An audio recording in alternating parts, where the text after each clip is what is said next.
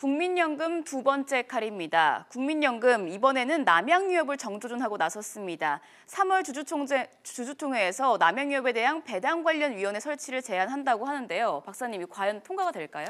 네, 국민연금이 또 한 번 칼을 뽑았습니다. 국민연금의 첫 번째 칼은 한진그룹, 한진칼과 대한항공을 향한 것이었지 않습니까? 근데 이번에는 남양유업의 배당 문제를 정면 제기를 하고 나섰어요. 스튜어트십 코드가 발동된 이후에 두 번째 조처인데요. 아시다시피 스튜어트십 코드라는 것은 집사의 임무로서 돈을 맡긴 고객, 그러니까 국민연금 입장에서 볼 때는 이 국민들의 노후 자금을 좀 더 수익을 더 높이려고 하는 그런 차원에서 이에 반하는 기업들에게 이 시정을 요구하는 이런 것이 스튜어트십 코드로 볼 수가 있는데요. 그 중에서도 가장 중요한 게 역시 배당입니다.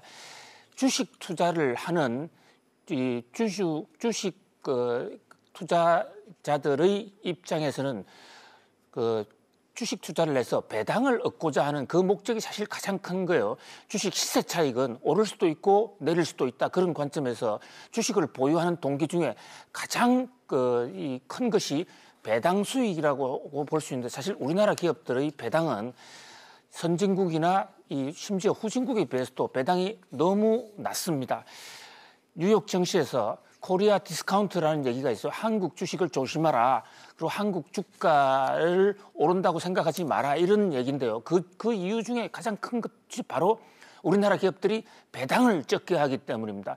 그래서 국민연금이 올해부터 배당을 본격적으로 배당 적은 회사를 지금 손을 좀 보겠다 이러면서 그 첫 카드로 남양유업에 대해서 정조준을 한 거죠. 사실 국민연금은 스튜어트십 코드를 만들기 전에도 배당이 낮은 회사에 대해서 많은 지적을 해왔습니다. 그러나 국민연금의 지적은 아무런 어떤 효과를 발생시키지는 못했어요. 남양유업에 대해서도 벌써 3년째 지금 이 중점 관리 기업으로 지정을 해서 배당을 좀 올려라, 배당을 좀 더 많이 하라 그러는데 배당 제대로 하고 있지 않습니다. 그래서 이제 이번에는 주주총회에 정식으로 안건으로 배당 문제를 상의할 위원회를 하나 상정해달라, 정관 개정안을 제출을 하기에 이르렀어요.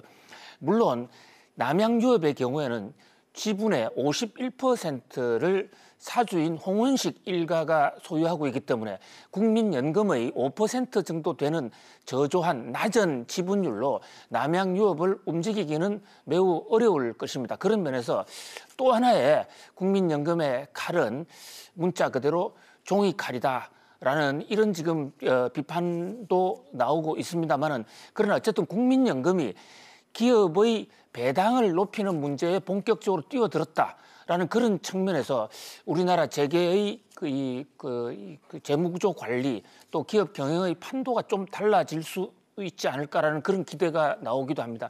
물론 일각에서는 배당을 많이 하면 그 돈이 나가고 그 사내적으로 축적된 게 없다.